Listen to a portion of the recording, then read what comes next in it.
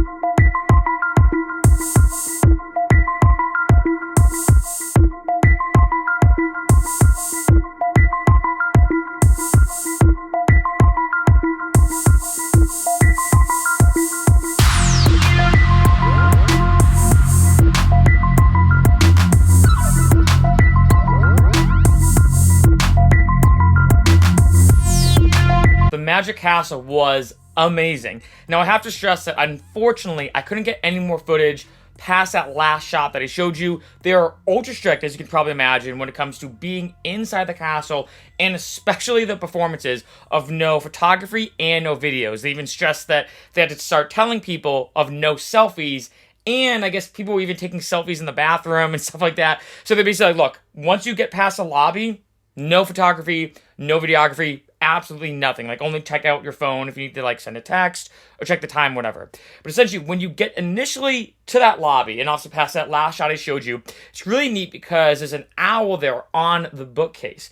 And what you do is you have to go to the owl and say, "Open sesame," and then the door basically then opens. So then you walk through this pathway and you get into this main lobby area. Now, when it comes to the Magic Castle, especially once you get inside, basically you have two main different things. You have a dinner section, which is on the second floor, and then you have all basically the different magic rooms. So throughout the night, there's basically different magic performances. I showed you this before. It's kind of the show schedule. So obviously, for that night, and I went on a Monday night. So I went on a weekday, so I feel like there wasn't as many performances. But we also have a couple different rooms, as you can see here. There were, at least on the Monday night that I went, you have two rooms here. Obviously, I can show you.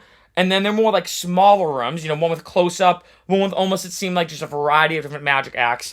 And then you have basically like the main stage, what it seemed like, with the more bigger illusions and bigger performances.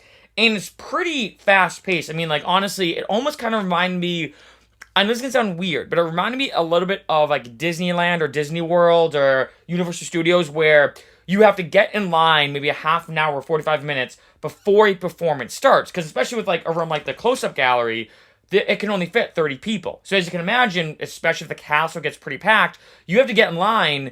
I mean, I think I got in line even close to an hour before some of the show started.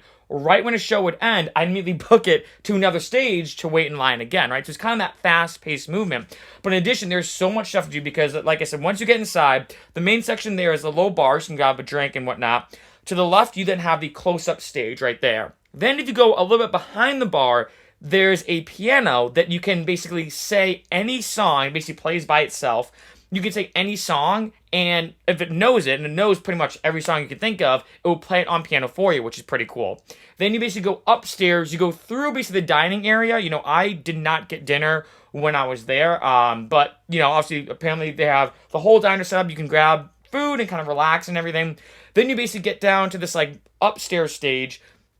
In the upstairs, then you have, like, the main area. You then have, you know, another bar and everything. This a little, like, off corner where there's somebody just performing magic. Almost reminded me a little bit of, like, street magic. You know, if you're, like, walking down New York City or here in LA and there's someone just performing magic on the street, which I kind of liked. It wasn't this big performance. It was this very small, intimate little thing on the corner. And then you have basically the last stage right there. Now, there are other parts of the castle, like the library and everything, with all these books explaining every single magic trick you've probably ever heard of.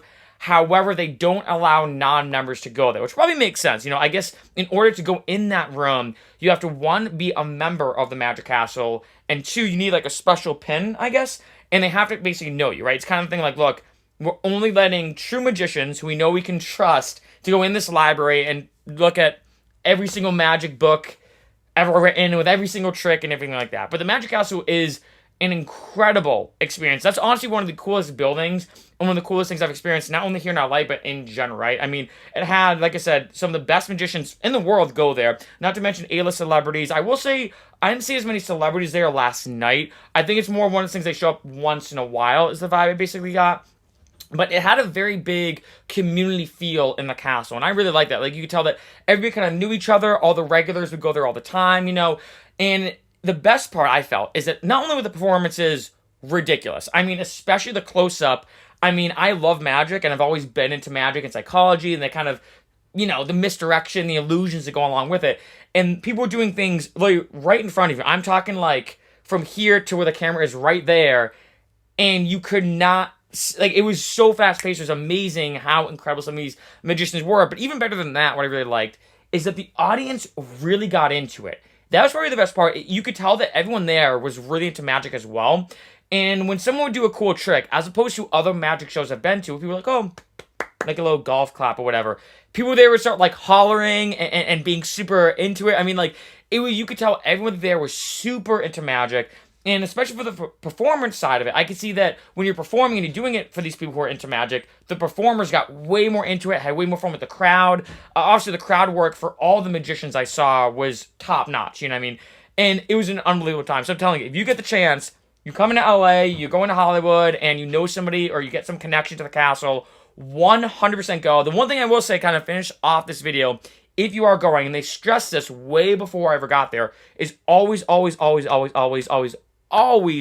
overdressed. They're massively big when it comes to dressing up as much as you can. As you saw kind of in the first part of this video, I was in full-on suit, right? So business pants, business shoes, obviously, a button-up, a tie, and then the suit coat.